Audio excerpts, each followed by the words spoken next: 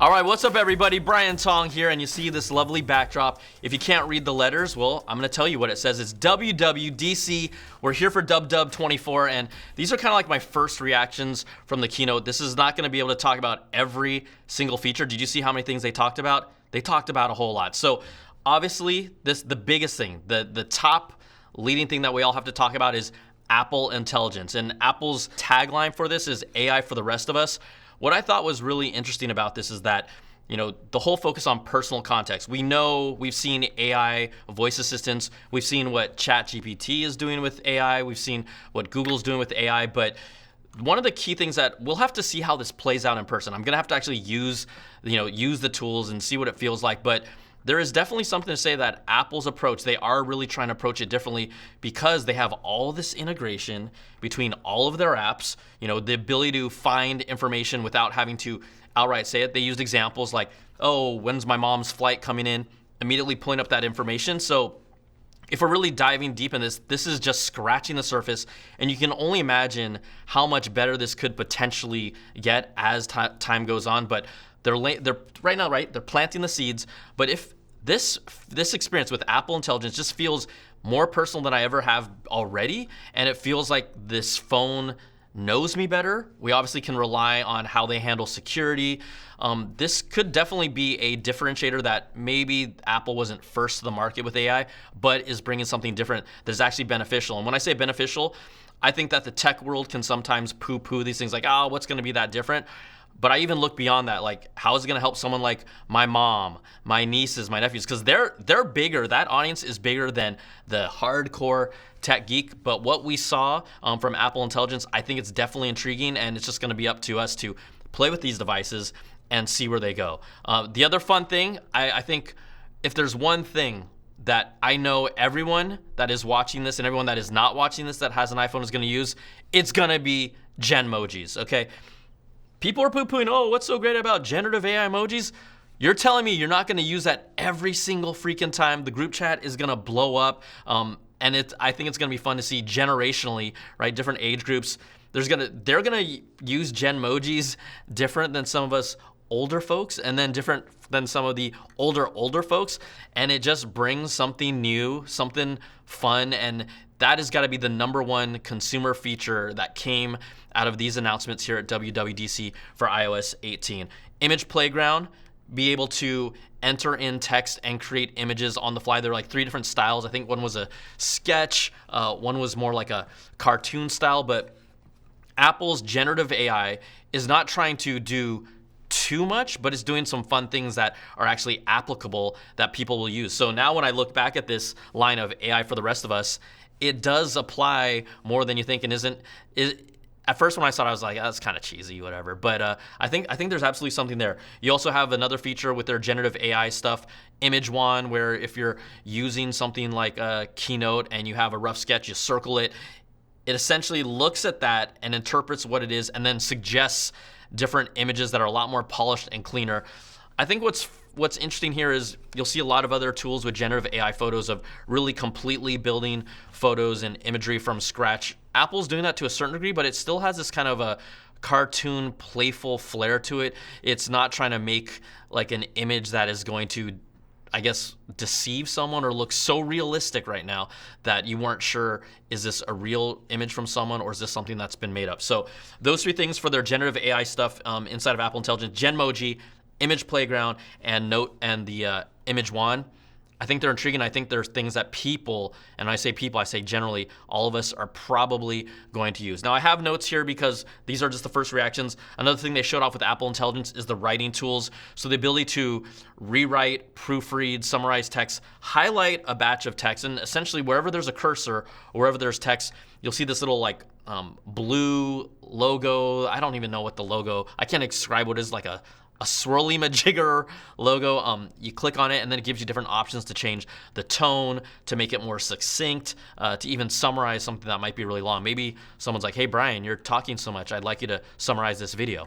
Sorry, you're still watching, aren't you? Okay, so we've got different writing tools and they're integrated within the entire OS, even in emails, messaging, all over the place. You also have like priority notifications where because it knows you and it knows what's important to you, it'll bring those to the top. A lot of these things sound very theoretical right now, but again, once we get our hands on it, that's where the proof is going to be in the pudding, and we'll see how that all plays out.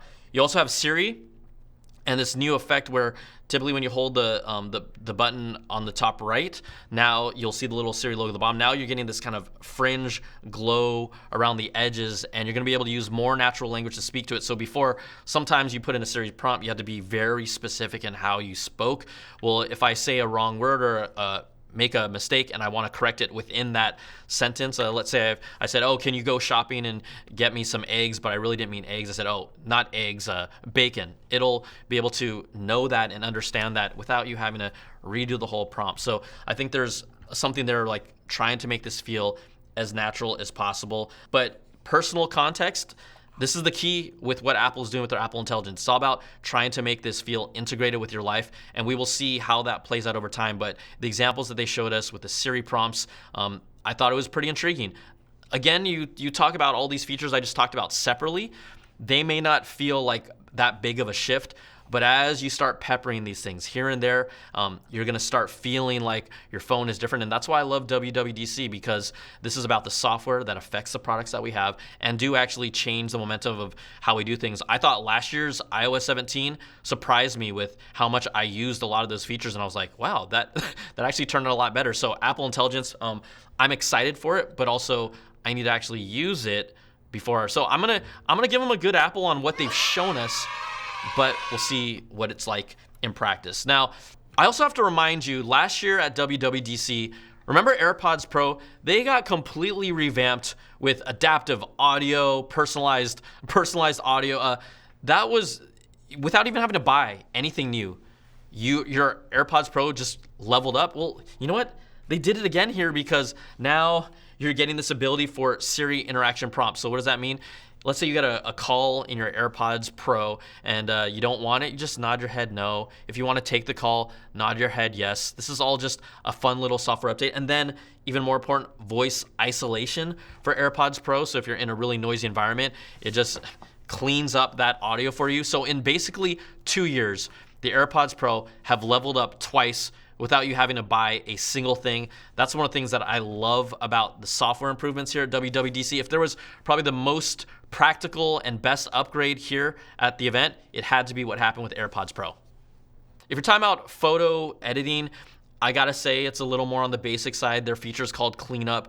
We've seen, take a photo, try and remove things from the background or the front to clean that picture up. That's all, at least right now, that they showed us with photo editing. I'm not sure if there's more, but clearly it's not on the same level as Google's Magic Editor right now.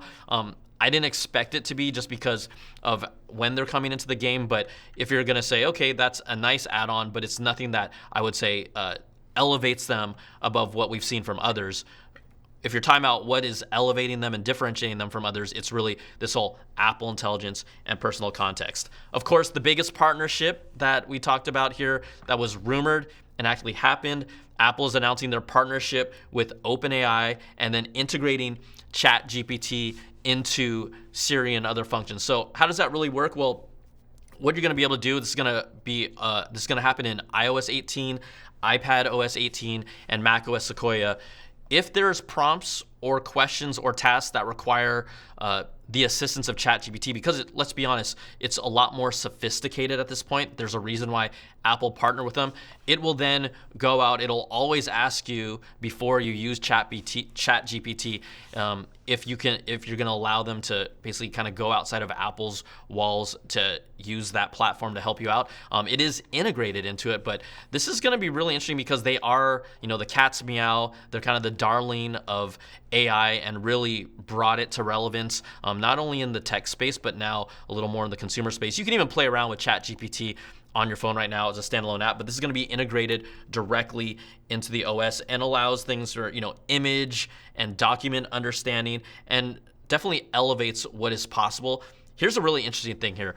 We're talking about, okay, what other type of different models could Apple work with? Well, there was a sit-down interview with iJustine, and then we had Craig Federighi and John Gianandrea.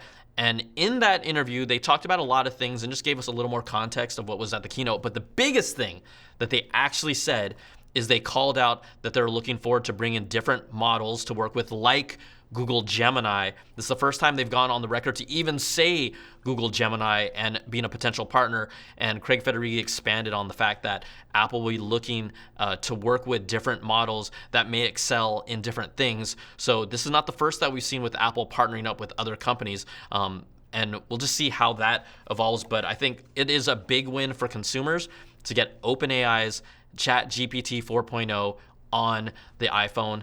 Now, just to let you know, all of the Apple Intelligence stuff, or the majority of it, will be happening on device. So your data is not going anywhere. Apple spent, I feel like, a good 5 to 10 minutes talking about the privacy and how that is one of Apple's core values. So I think it's, for people that are not familiar with this stuff, but even in the tech world, they're going to feel more secure about how Apple is handling their data with all of this artificial intelligence. Kind of one of the bugaboos, or one of the pain points that people aren't sure what is actually happening with all this. So it will happen on device, but in case they need to use additional power to access some of these larger tasks that require more power, they have a feature called private cloud compute that will then go out, still protect your data, and be able to run the requests that you put through and then give you the responses, the answers, the data, and the information that you need. But this, at least in case the actual devices can't handle it, you'll be able to have assistance with private cloud compute.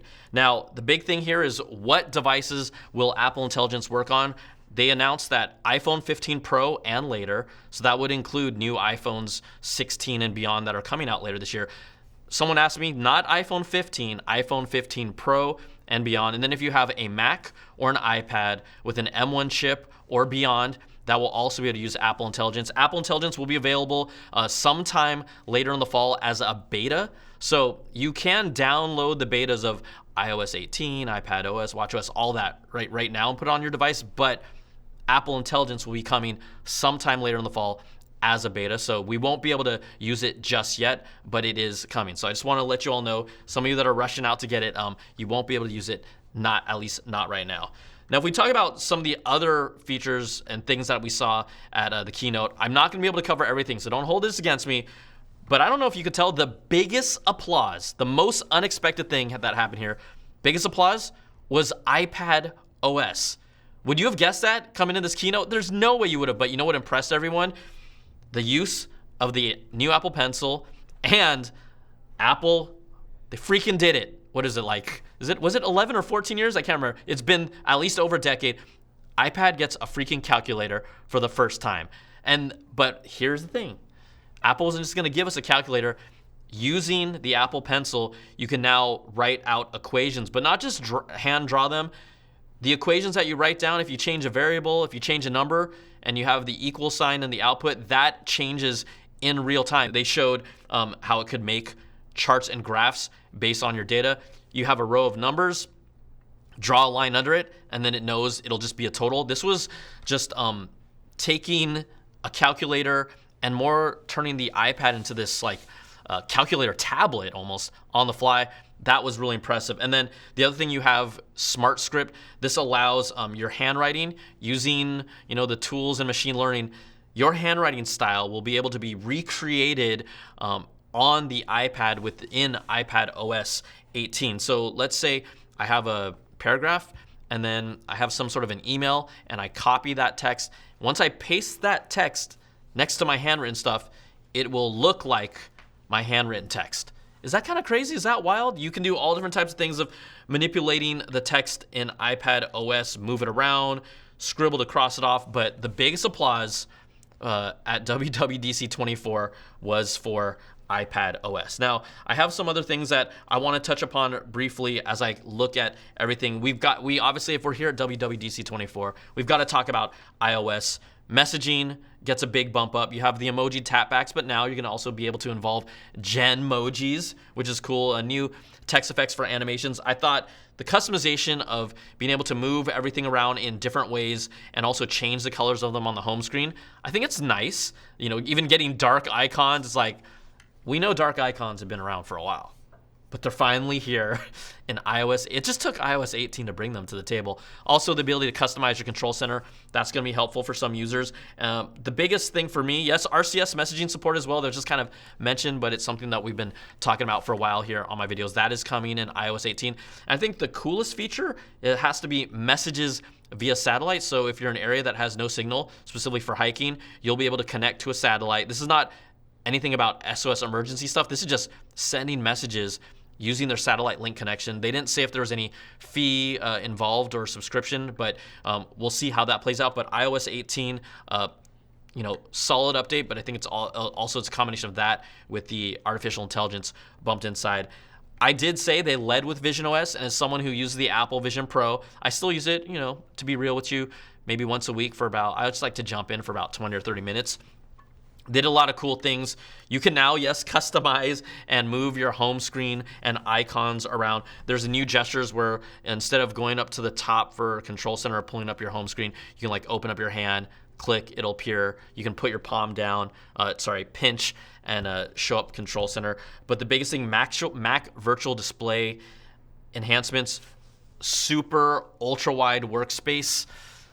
That is something that I'm gonna love using, especially on a plane. I typically use my Apple Vision Pro arguably the most when I'm traveling and I just want a great entertainment center, but now, connecting to my Mac and having a huge display, that's gonna be pretty fascinating. And then you get some, new new environments. Does that sound silly for me to get excited about? I don't know. The environments are really cool. And then, use of a mouse and some other things. So visionOS though, I think overall, and then creating spatial photos, and even they teased about a new workflow using a Canon camera and a specific lens for us as creators to create immersive video. For me, that was also super exciting. Will I end up having to buy a new camera to do this? Yes, but do I want to create cutting edge content and try and experiment and play with this stuff, like doing a review in immersive video or a travel video? Absolutely, that is super sick. All right, let's keep on moving along really quickly.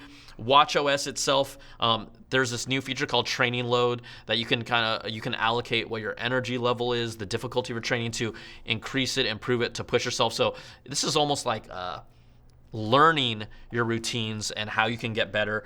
You also have this new redesigned photo space where it takes the best stuff from your collection. I don't know if you're a watch face person, I am, but it creates some of the coolest stuff. You have check-in now directly through the Apple Watch. Again, I'm not gonna talk about everything here, even translate directly on the Apple Watch when you're traveling. I'm gonna be going on a trip in a little while, and I shouldn't actually say when because my lady doesn't want me to tell you all that. But when you travel and you need translation, directly doing it from the watch, that's gonna be pretty cool as well. So WatchOS, I think, some subtle stuff. I don't think, and nothing groundbreaking there for me. macOS gets a new passwords app to organize and hold all of that password information. It's always kind of been in the background in the settings, but now it's a very front-facing app. The biggest thing I think that changes with macOS, iPhone mirroring, being able to control and use your phone exactly the way it is with your Mac, that's gonna be useful, even for me as a content creator, moving files back and forth while video editing. I love that. And then again, a lot of the stuff from iOS will be coming through here, and then Apple Intelligence. But I did kind of pepper some of those things later at the end. I would just say here, what's my takeaway from WWDC? Intriguing, exciting, solid, game-changing, that's yet to be seen. But really here, Apple planting the seeds for their AI future. And from what we've seen, I think they're planning it in a different way, but in a really applicable, useful way, not only for me, but for you. So stick with my channel. I'll be doing a lot more in-depth stuff of what we've seen here at WWDC 24. But until then, I'll see y'all around. You come on back now, all right? Take care. Peace.